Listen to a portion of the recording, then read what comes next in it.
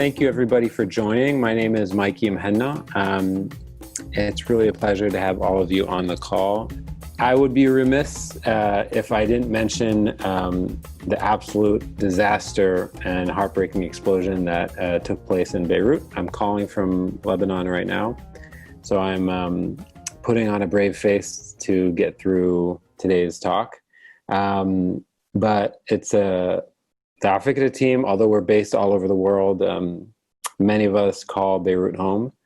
And so these are heartbreaking times, but we are trying to get back to work. As Gibran once said, work is love made visible. And so we are trying to get back to work and rebuild the life that we're trying to live.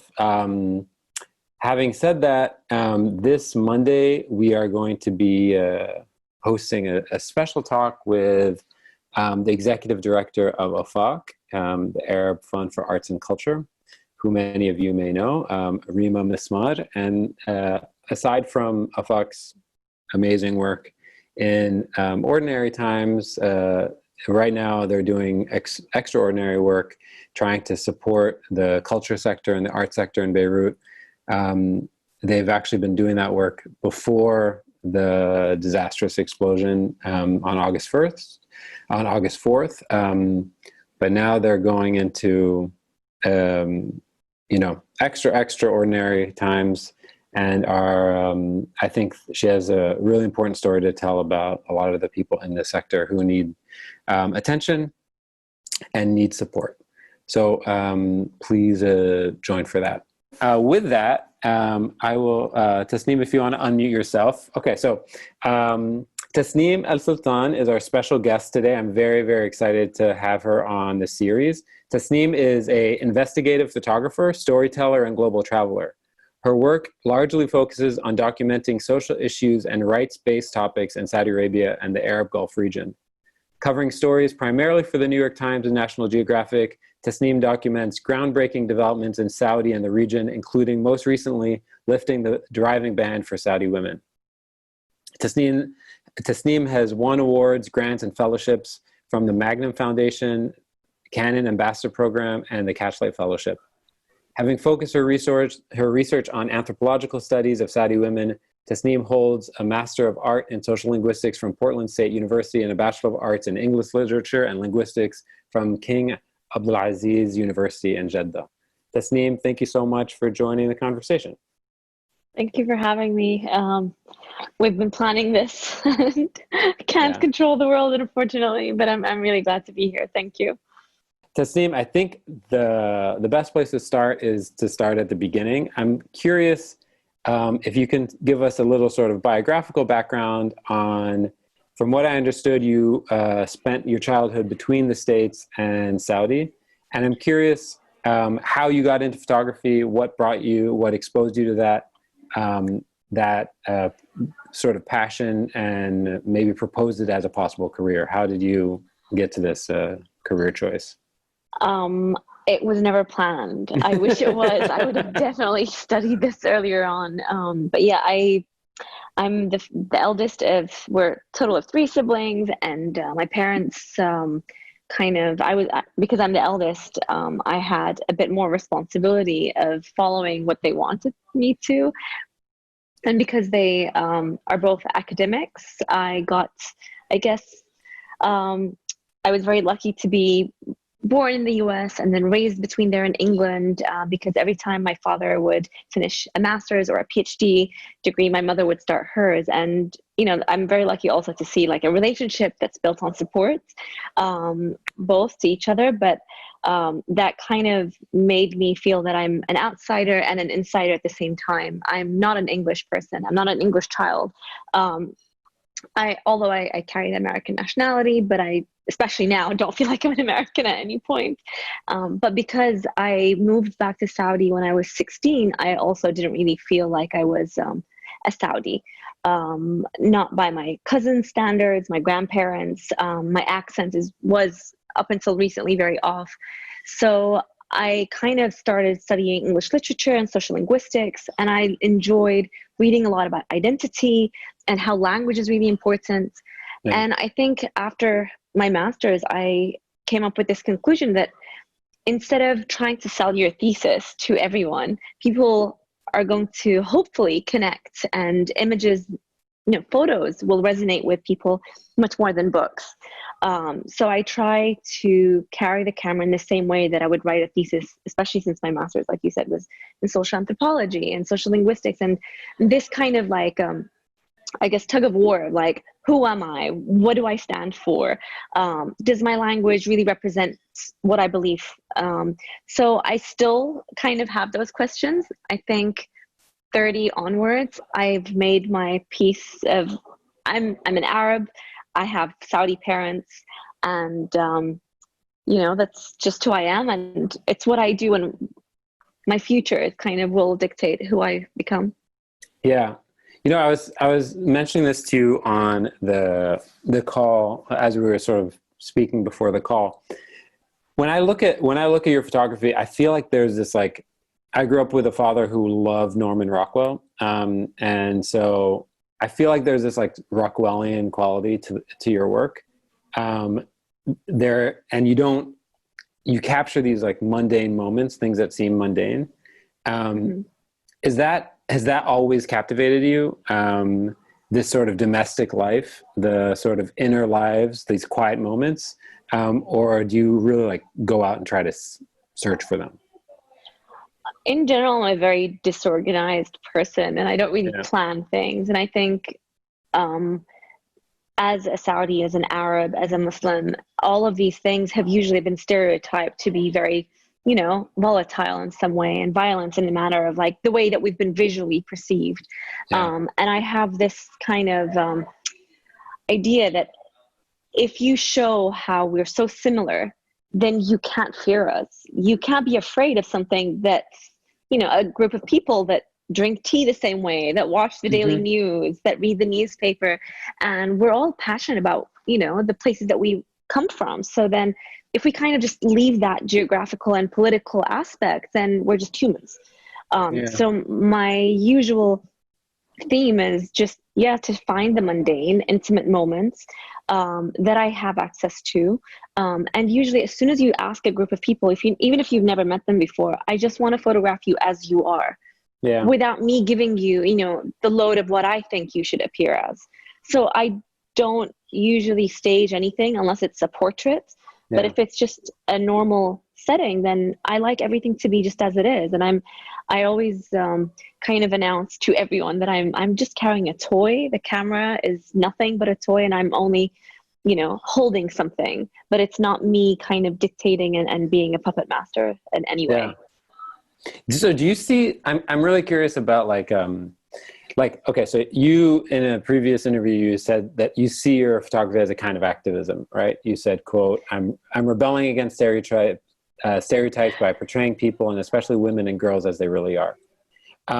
Did you feel like the work you're doing is like you're holding a mirror, or do you feel like you're creating a window? Are you trying to tell the story of Saudi to other Saudis, right? Or do you feel like you're trying to tell the story of the sort of changing Saudi outside? To both. Initially, I think when I started this project, actually it was funded by the Arab documentary photography program. I remember initially my synopsis was like, I'm a divorced wedding photographer, and I want to explore the reality ever after. What happens if you've never been married? What happens if you are divorced? What happens if you're a widow, etc.? And kind of all that spectrum, specifically for Saudi women, because we don't know about each other. And as soon as I started kind of finding just a few women, everyone who was divorced didn't want to speak to me because they were worried that I will put them in a position of lacking power, of being victimized. And again, usually when we're photographing, we tend to represent, and I say we as all the photographers across the world, we tend to show them in a way that they're a victim. And why would you want to be photographed in that way? So I kind of widened the net, and I said, well, I share those aspects, so I will never do that. And I think then slowly Saudi women started coming up and approaching me and wanting to be included in this project. So I'm not done yet, but this is the first time that the project has been exhibited in Saudi since December.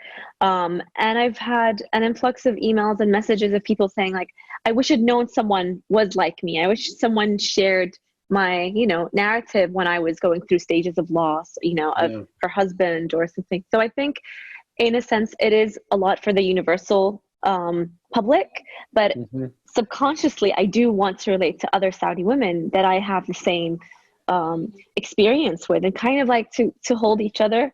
I think that's what we're usually lacking, especially right now. But just, we always feel like we're alone.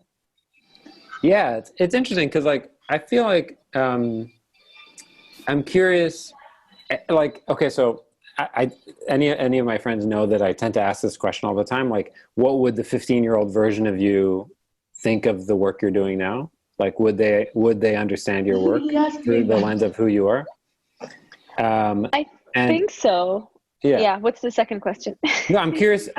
Like, what the sort of younger version of you, would they recognize the Saudi that you're portraying? Would they be surprised by it? Would they enjoy the sort of your vantage point now? It depends on the background of this 15-year-old. No, like you. Me. Yeah. I think I would. I think photography is only, I don't know, excellent if it's actually triggering people's emotions and evoking their thoughts and making and kind of bringing you in to want to ask more questions. So I hope, and I really do want my work to be relatable to any group of people, regardless of their age, especially those Saudi women. So I think so. But I wanted to also share, like, there is a problem that we have, and I'm sure it's not just in Saudi or the Arab Gulf. I don't know if it's everywhere, but because we lack representation and we've lacked being photographed that intimate, that close up, that usually, I get this usually from men, Saudi men, that they feel that I'm misrepresenting them and that I'm showing the worst of my culture.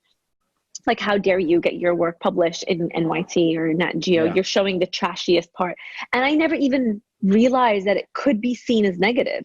It's, the Arabic saying, "اللي على راسه بطحة."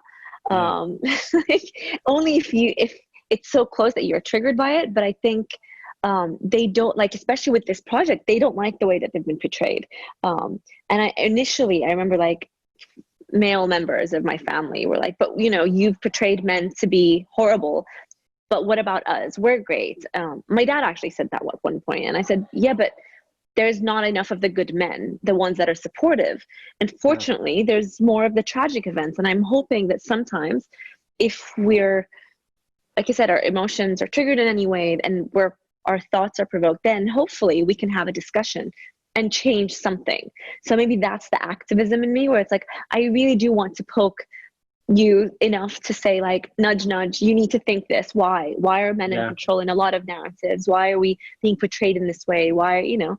So I mean, that makes a lot of sense to me. Do you feel like as somebody who's lived all over as well, you're having similar conversations,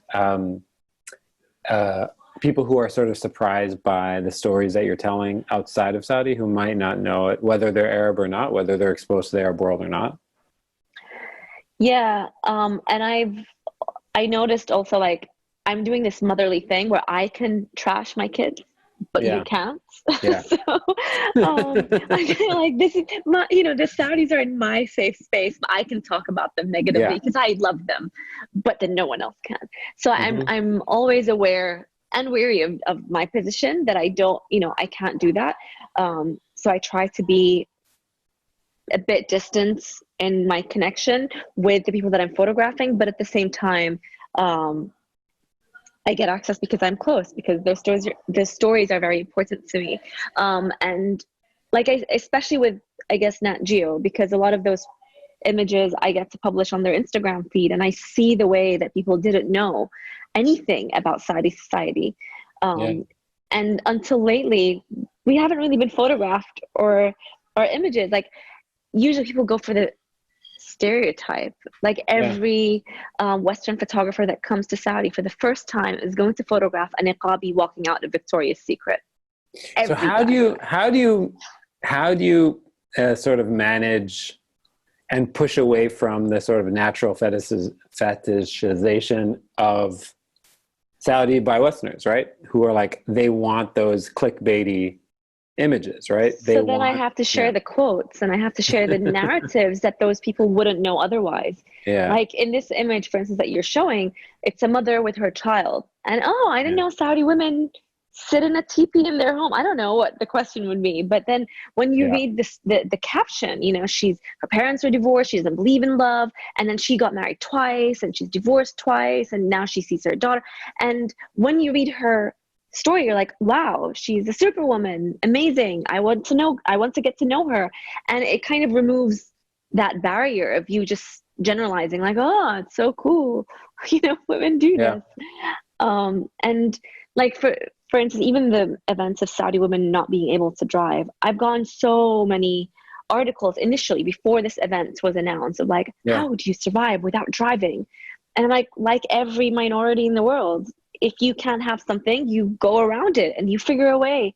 And you still, you know, Saudi women still have been doctors and yeah, professors, and like it hasn't stopped them. Of course, it has a few, but in general, I think any minority, if they can't do something, they'll climb that obstacle and figure something out. yeah, for sure. So I want to talk briefly about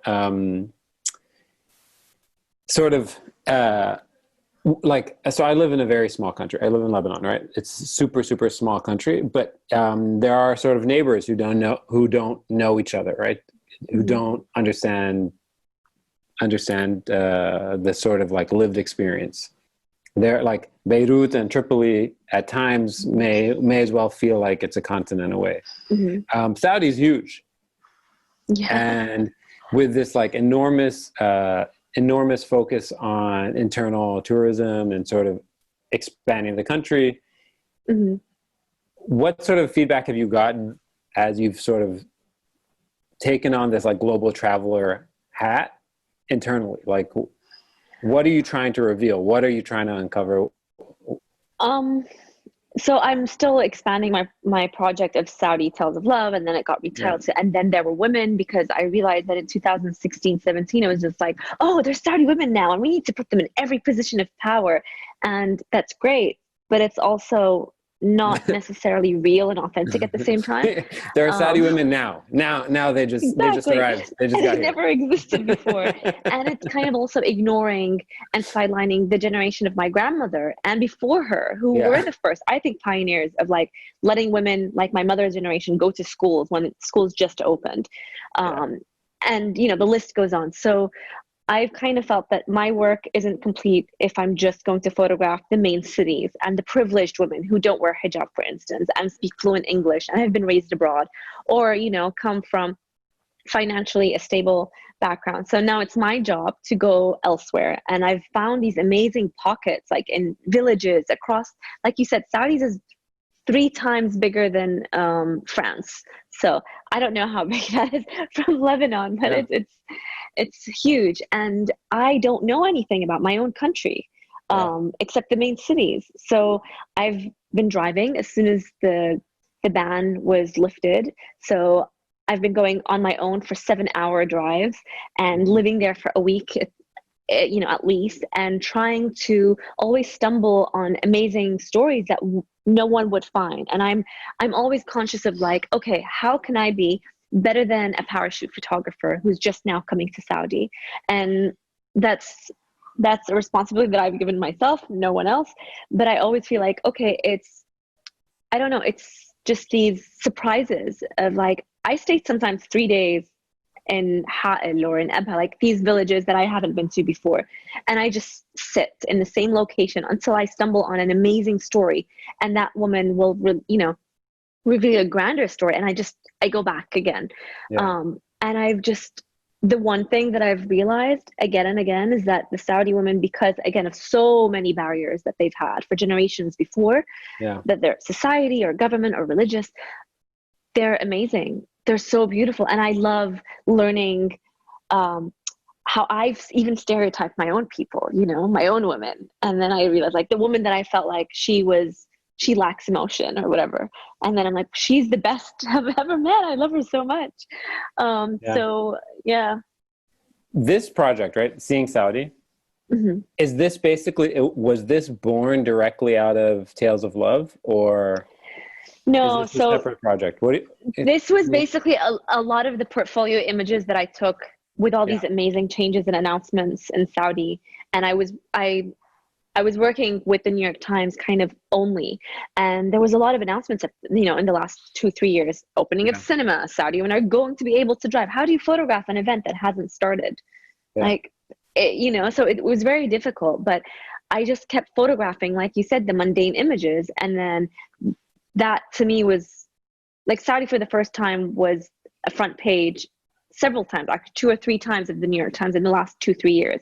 yeah, And that's not been happening before because you need to build, I guess, a portfolio of months to see how wide and how these changes are actually taking place. yeah. There's so in afikra world, like one of the sort of recurring conversations that we've been having over the last few months has been around, as a community, like we have to really think very intentionally about the types of voices that we're pushing out and the types Mm-hmm. of stories that we are sort of suppressing unintentionally, but maybe consistently. Mm-hmm. And as community organizers, we've had to like really think about telling sort of Black Arab stories, Mm-hmm. and stories specifically, and like migrants who helped build this country. Not Mm-hmm. this country, this region Yeah. over generations. Um, and Saudi has like this huge Black community, right? Mm-hmm.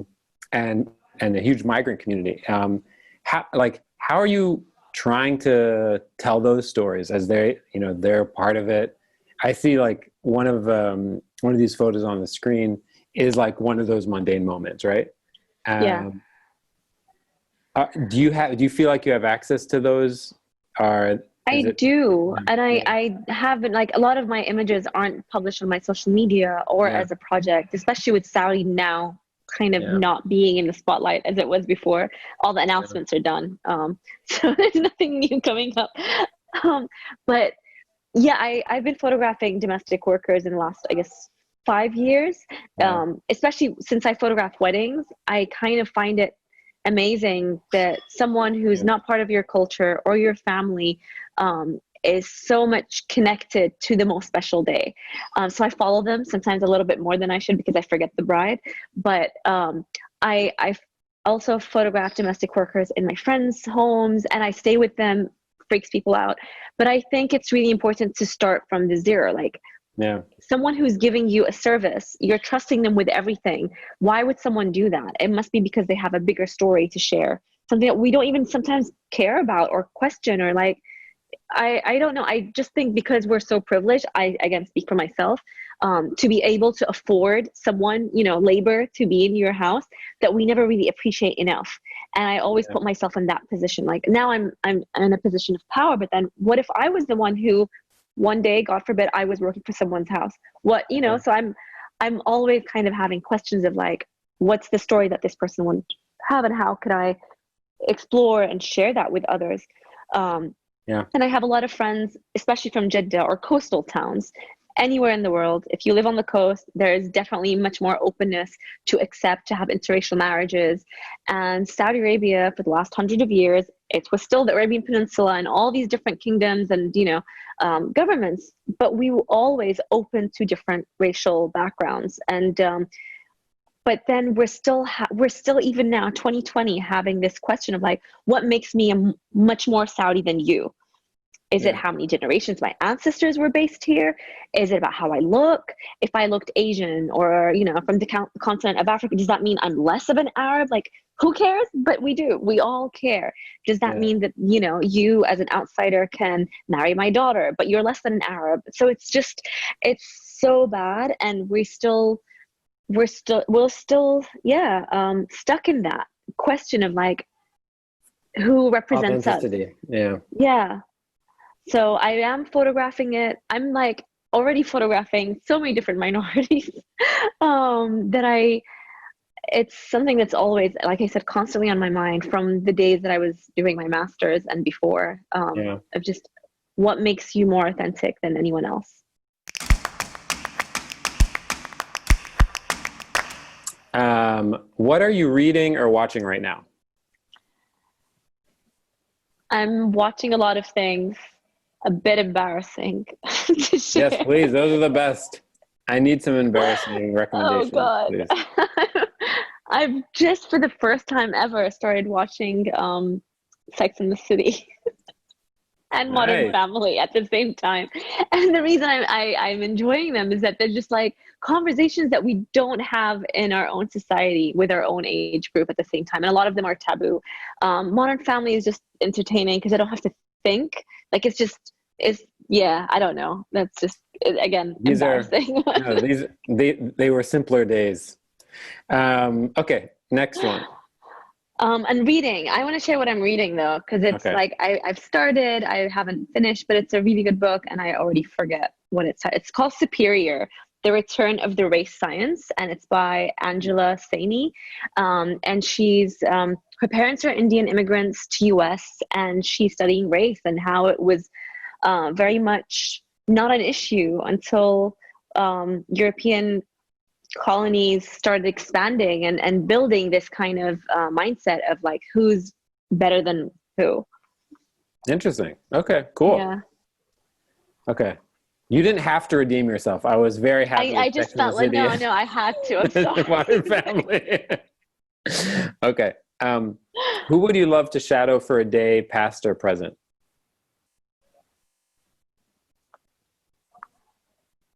Mm,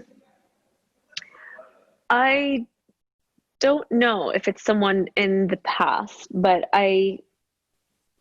there are, I guess, a lot of photographers. And Andrea Bruce, Nusha Savaklian, Stephanie Sinclair, Smita Sharma. These are all photographers that I admire and look up to because of the work, and Maggie Stieber.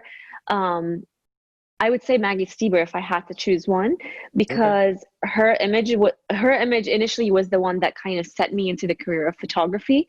Hmm. I've always held a camera since I was 9. I love photographing everything, but like not in my wildest dream would I have ever expected to be able to become a photographer.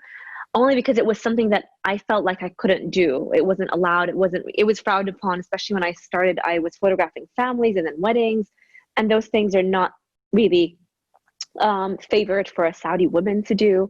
So Yeah. at least in my family's perspective. And once I did, I saw one beautiful image that I have hanging in my bedroom wall now, but it's of a woman just kind of being, I don't know, caressed by the beach, by the water of the sea, and Yeah. she's kind of closing her eyes, and her name is Ellie. And I remember the photo is just beautiful, but then the caption is I think there were 7,000 children in Cuba that at the time of Fidel Castro had to be sent abroad to America because their families, their parents feared that their children either would die of hunger or would have to join the army at some point. So they sent them all to the US Yeah. and not ever expecting to see them again.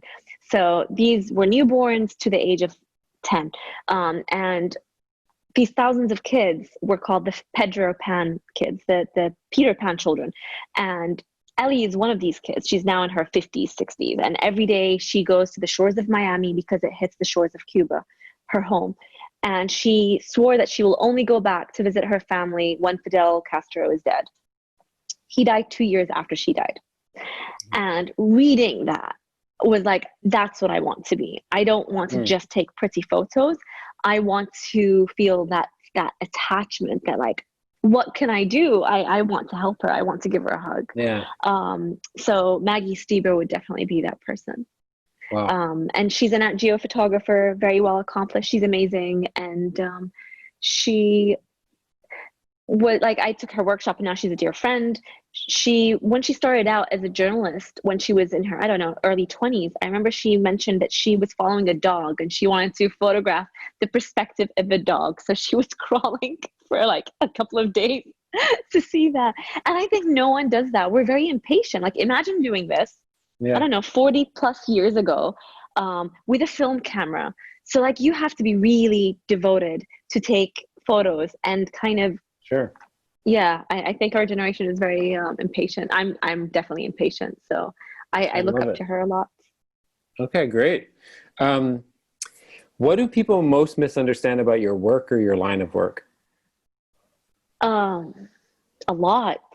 About my work, I think people don't realize that freelancers are not really well paid and that it's not great for a living.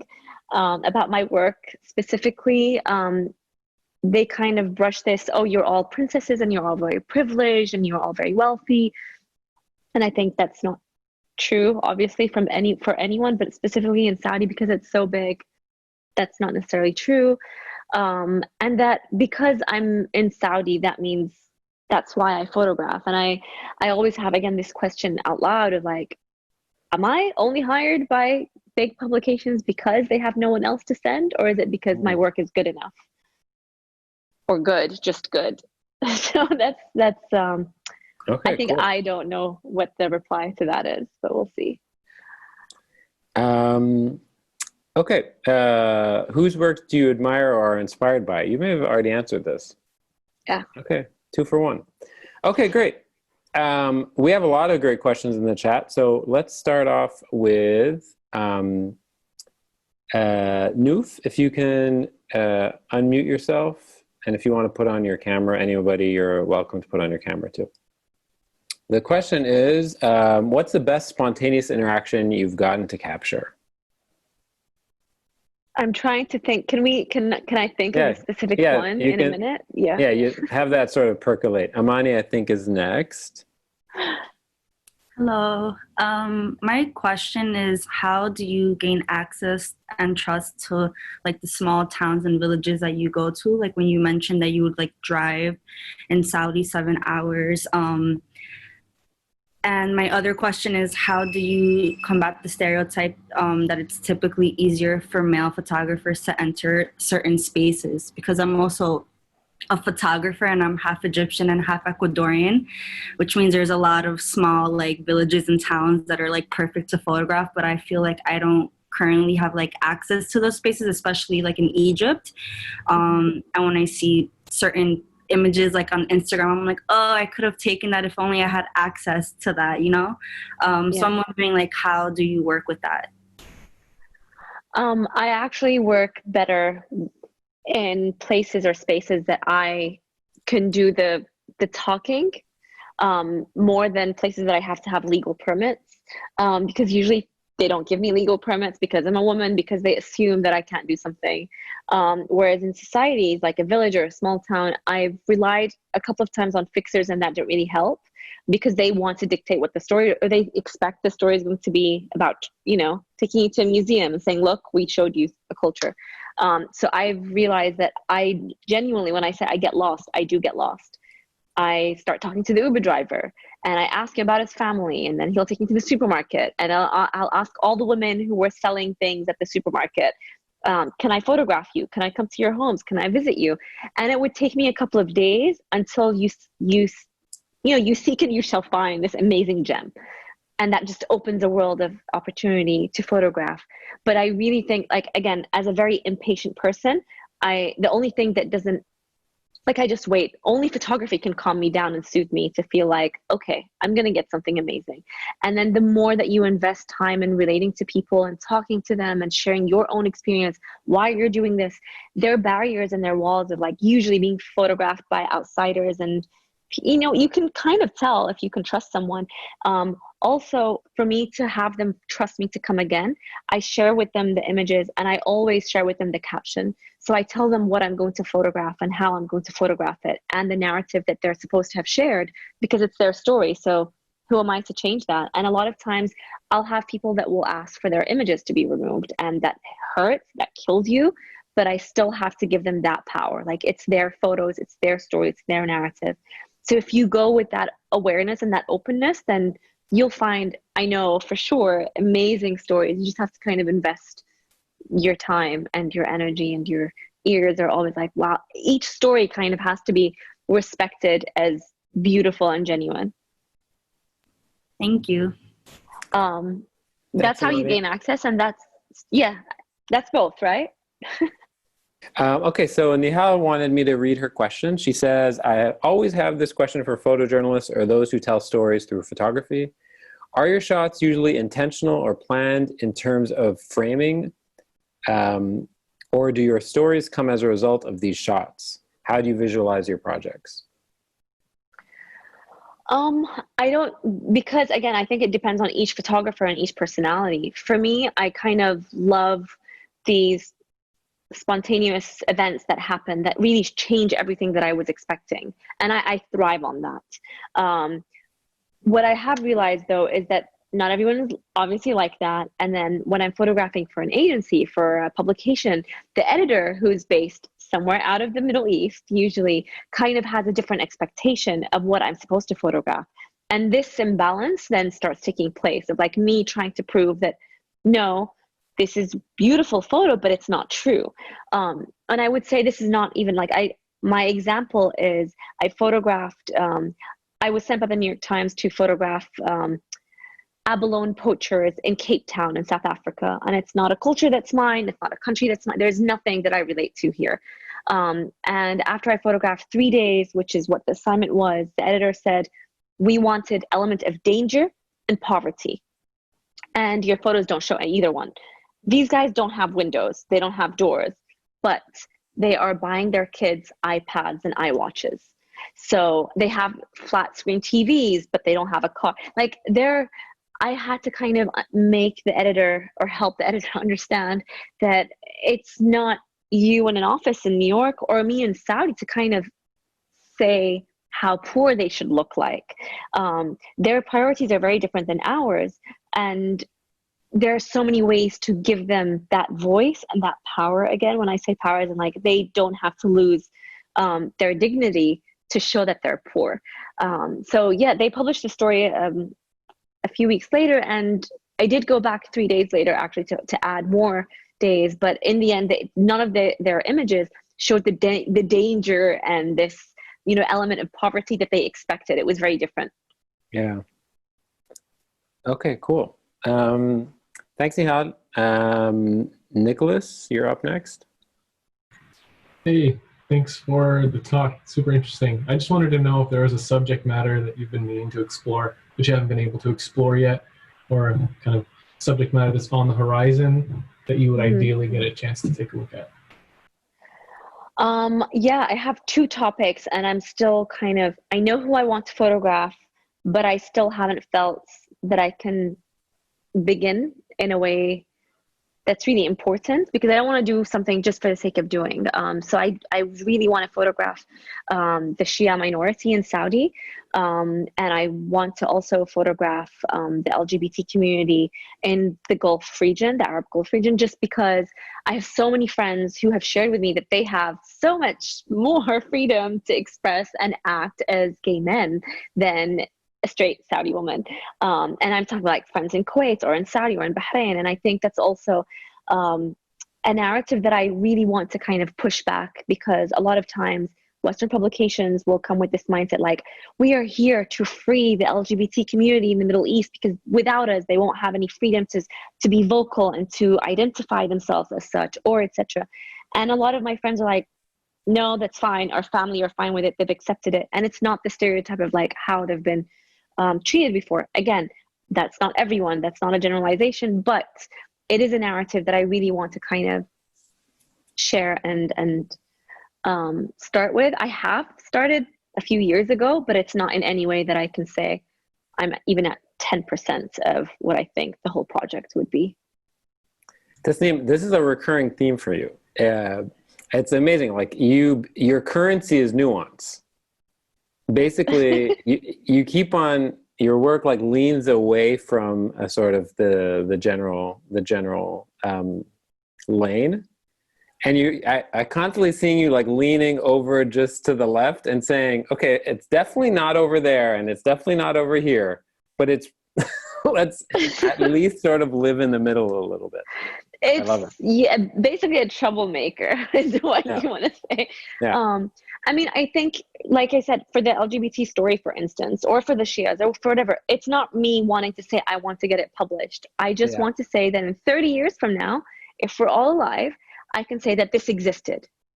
And I think a lot of times we need to document not just anything, but yeah, literally everything. Actually, we do need to document everything in our lives, because it will be so strange after a while. Saudi women couldn't drive just 2 years ago.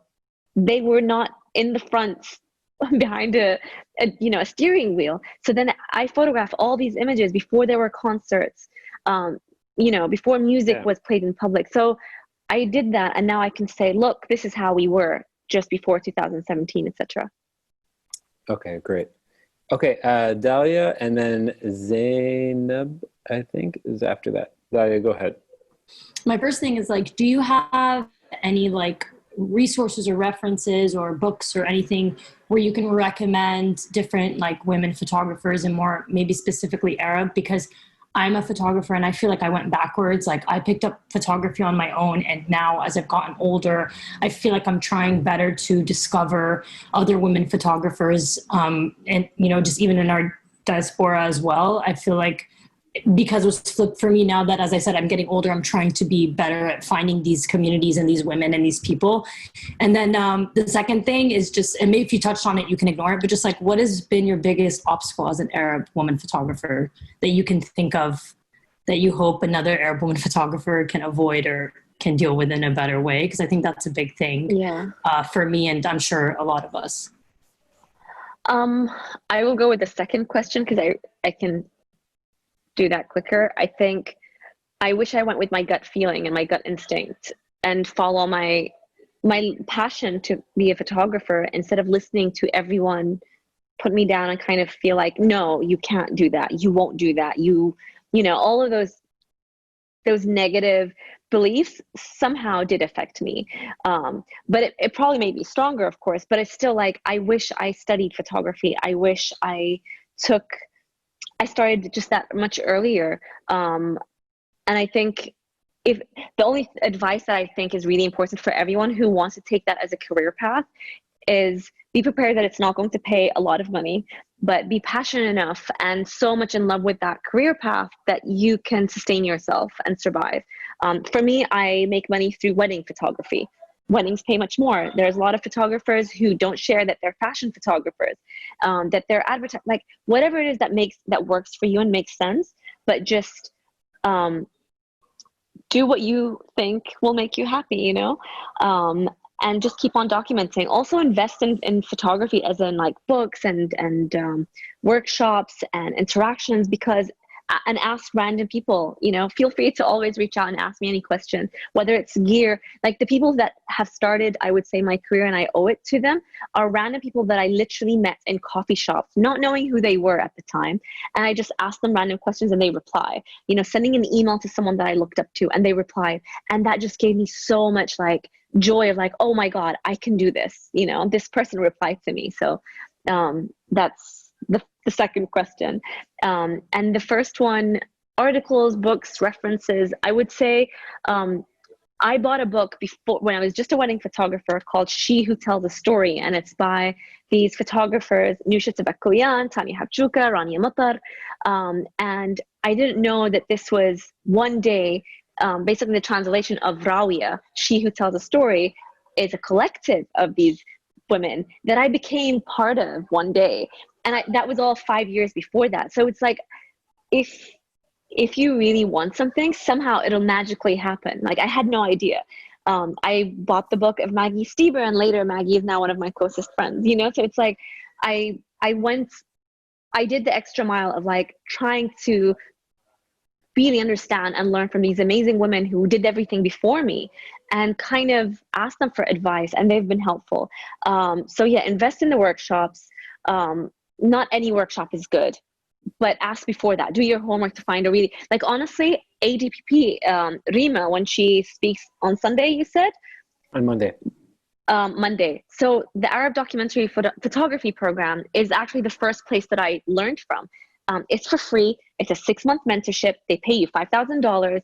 Tanya Habjuka became my mentor. She later asked me to join Rawiya. So it's like, if these 4 mentors in that program, which is the best program ever, because it's 6 months of giving knowledge and mentorship and love to you. They fly you into Beirut.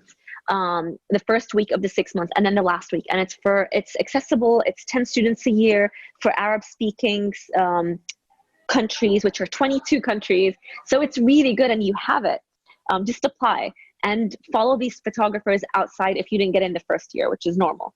But, you know, just like there's so many great places that you have. You have the Beirut Center of Photography. You have Jadliya. You have so many offered, especially in Lebanon, guys.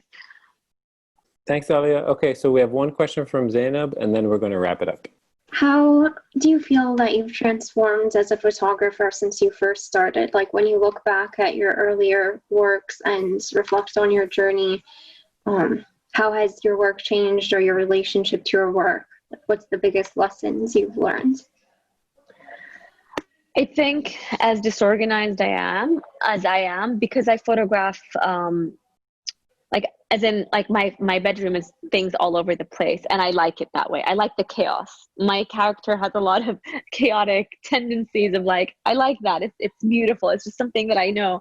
But at the same time, I am a perfectionist at heart. So like maybe because I photograph weddings, but I want everything to be perfect. The lines, the symmetry, the emotions, lights. But then I realized that even though I started that way, now I'm learning that there is some beauty with this chaos, even when it's visual, you know, there's some beauty with everything, not with the imperfections. That's if the emotion comes so true and so authentic in an image, no one cares if it was slightly tilted, if something was off, you know, if the color was a bit, but like there are mistakes that you'll kind of forgive because it's just so powerful that it kind of it's like a magnet, it pulls you in. So I think that's what I've learned so far. Thanks so much, Zainab. Can I answer the question, or do we not have time just about like Nof's question? Oh, sure. Yeah. Oh, of course. Yeah. I forgot about that. I forgot about Noof's question. Thanks. Sorry, Noof. My fault. No, it's my fault. I didn't remember initially. I honestly have so many like, I guess, things that just come up. But once I was asked to photograph for the New York Times, the announcement of concerts, and this is December 2017, I think. And I think, yeah. And I already had my press pass, and I got to the city, like I flew, and then I got to Jeddah, and I went to the concert gates, and it was 7,000 men for the first time, and they're celebrating with Sheb Mami and Nelly, the guy that sings Take Off All Your Clothes. That was the first singer that Saudi Arabia proposed to come. And, you know, it's fine. I'm wearing my abaya, and I go in, and abaya means like the not black, but it was actually black, like the long robe that covers your arms and your legs. It's like a long dress. And the security guards don't let me in. And they basically are terrified of a Saudi woman or a woman photographing 7,000 men, to the point that someone might put it on Twitter, and it might become a big story of men either, I don't know, touching me. I have no idea at this point, but like they just would not allow me to enter. And at this point, I was very adamant that I will photograph this story. I'm not going to tell the editor in New York that I couldn't photograph it because I'm a woman. I am not any less than any other journalist that you're going to send in. And I asked the Uber driver that I befriended because he was driving me for an hour, who seems like a really cool, you know, kid, and he's like 20 and whatever. Anyway, I asked him if he had any extra clothes, and he's like, yeah, I have a hoodie and I have a cap. And I wore his hoodie and the baseball cap, and I went in, and the guards were laughing and they were escorting me out, and I wouldn't stop for like the next 3 hours. I was escorted 7 times, but I still got the story. I lay on my tummy at one point. I was like climbing fences, but I was not, like, in my mind, there is no excuse that's going to be good enough for me to tell someone that I couldn't get access to the story. There has never been a photojournalist who has worked so hard to photograph a Nelly concert in the history of Nelly's career. He has no idea. He doesn't even know. Oh my God. That's crazy. I don't know if that, again, answers the question. That's but, a fantastic story. One of the many weird stories that I That's a fantastic story. Tasneem, thank you so much for joining. It was really, really a pleasure and honor to chat with you about your work, and to have you share all of your insights. Really, really amazing. Thank you so much for having me, and I'm definitely going to start signing up to this. It's really a pleasure to be part of it. And if anyone has any questions, please email me or contact me directly, and I will try to help as much as possible. Thank you. Okay, everybody. Thanks so much. Stay safe, stay strong, and stay curious for you nerds out there. Bye, everybody.